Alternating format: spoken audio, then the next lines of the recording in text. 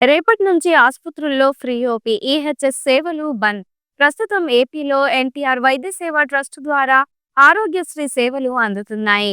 బకాయిలు పేరుకుపోవడంతో సేవలను నిలిపివేయాలని నెట్వర్క్ ఆసుపత్రులు నిర్ణయానికి వచ్చాయి. దీని గురించి ప్రభుత్వం నుంచి స్పష్టమైన హామీ రాలేదని నోటీసులో పేర్కొన్నట్లుగా ఈ నెల 6 నుంచి ఆరోగ్యశ్రీ ఈహెచ్ఎస్ సేవలు నిలిపివేస్తున్నట్లు తెలిపింది.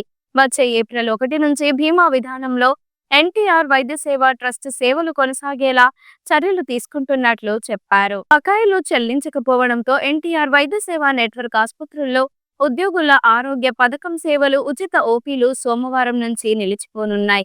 ఈ మేరకు ఆంధ్రప్రదేశ్ నెట్వర్క్ ఆసుపత్రుల అసోసియేషన్ అధ్యక్షుడు కె. విజయ్ కుమార్ వెల్లడించారు. విజయవాడలో మీడియాతో ఆయన మాట్లాడుతూ ఇప్పటికే 3,000 కోట్ల బకాయిలు పేరుకుపోయాయని తెలిపారు. గత ప్రభుత్వంలోనే 2,250 కోట్ల బకాయిలు ఉన్నాయని విజయ్ కుమార్ తెలిపారు. కొత్త ప్రభుత్వం ఏర్పడిన తర్వాత 1,500 కోట్లు విడుదల చేసినప్పటికీ ఇంకా 3,000 కోట్లు రావాల్సి ఉందని తెలిపారు.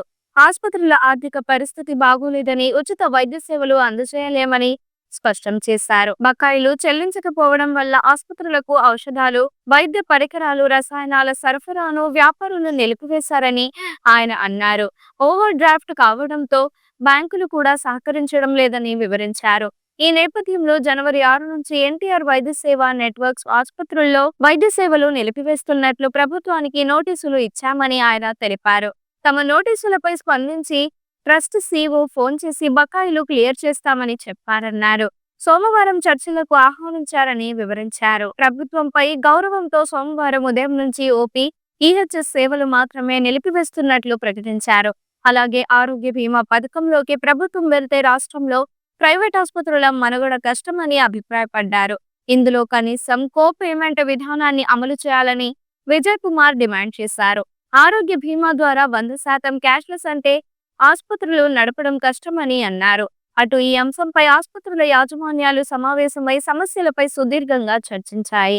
జనవరి 25 వరకు ప్రభుత్వానికి గడువు ఇద్దామని, అప్పటికి కనీసం 1,500 కోట్లు బకాయిలు విడుదల చేయకపోతే సేవలు నిలిపివేయాలని మెజార్టీ సభ్యులు ప్రతిపాదించారు. దీనిపై తుది నిర్ణయానికి రావాల్సి ఉంది. ప్రభుత్వ అధికారులతో సోమవారం చర్చల తర్వాత తుది నిర్ణయం తీసుకోవాలని నిర్ణయించారు. ఈ వీడియో మీకు నచ్చినట్లయితే లైక్ చేయండి. మరికొన్ని లేటెస్ట్ న్యూస్ కోసం వెంటనే మన ఛానల్ ను సబ్స్క్రైబ్ చేయండి. ఈ వీడియోపై మీ అభిప్రాయాన్ని కామెంట్ రూపంలో తెలియజేయండి.